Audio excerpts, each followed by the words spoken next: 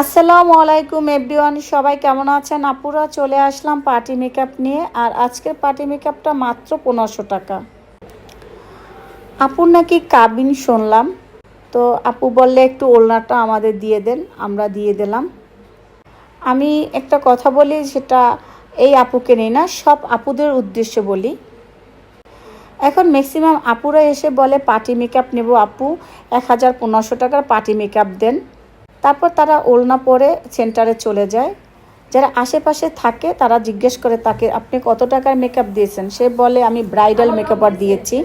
তো যখন ব্রাইডাল মেকআপের কথা বলে তখন তো আসলে এটা ব্রাইডাল মেকআপ না। তো তখন তো দেখতে ওরকম ভালো লাগে না। তখন বলে তুমি কোথা থেকে মেকআপ দিয়েছো, তোমার মেকআপ সুন্দর হয় না, ওই পার্লার ভালো সাজাইতে পারে না। এটা ম্যাক্সিমাম হয়ে থাকে। দেখা গেছে আমার না, শুধু সব পার্লারেই কিন্তু এরকম হয়, আমার মনে হয় কম বেশি।